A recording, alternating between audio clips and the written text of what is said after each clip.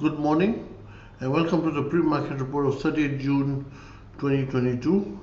Now, before we dwell into the video, a reminder that you can subscribe for our market services in which you'll be getting positional guidance and also intraday guidance depending on the toughness of the market, and also you'll be getting it on the indexes.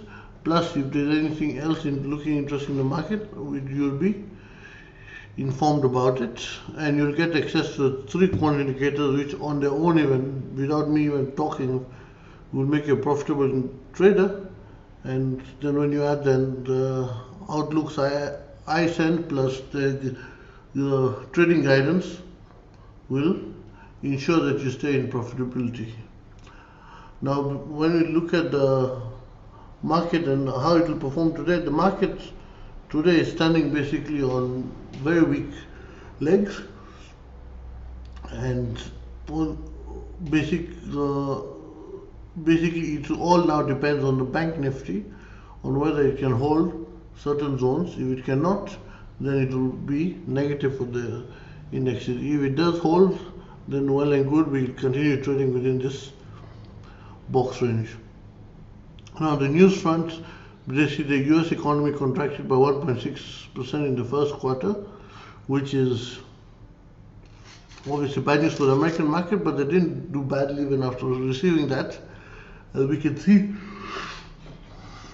on the chart that they still held the support level, which I said that it will be holding for Nasdaq, and then even for S&P 500 it didn't break below this candle, and for Dow Jones. As long as the American indexes stay above this candle support zone, they'll be okay. If they break below it, then we're in for a new downswing in the formation. However, as long as we hold this zone, we are okay, as I shared earlier.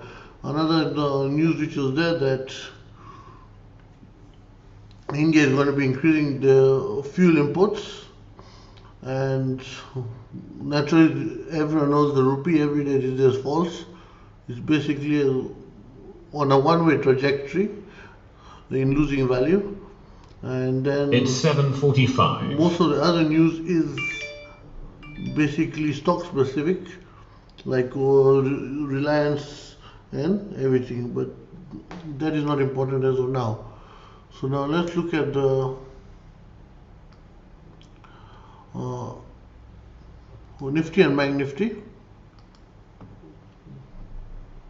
Now the SGXNIFTY indicates a small gap down of roughly 40 points, and so now it will be very important to see if the Nifty can continue holding the 15,700 zone. I've shared that zone. I shared that zone on Monday, and we can see how it has held that zone, and I had shared 15,940 on Monday too, and we can see how we have spent the whole week within this zone. So now it will be very important to see if it breaks out towards the downside post gap down. If it does manage to continue holding this zone, then we will continue trading within this range with the possibility of breaking out on either side. So it will be interesting to see that on whether we can break out to any of the side and which side it will be most likely. Now for the Banknifty, when we look at the full picture, the Banknifty is it's holding the market by steep. Like yesterday, for example, I had given the clients 32,200 as a support, and the Banknifty basically gapped down to that level, after which it held that level with a clenched fist. So now it will be important to see if we can continue holding 32,200. If it does, then all is good. If it doesn't, then naturally we're going to be having a down move. If it does, then we can hopefully test the upper side. So it's going to be an interesting trading session, because we are trading within a box trade pattern on both indexes. Banknifty is a bit more fluid, but the Nifty is strictly in a box range, and if it can hold the box range, then it will be range bound. If it breaks out on either side, then we get a bigger move.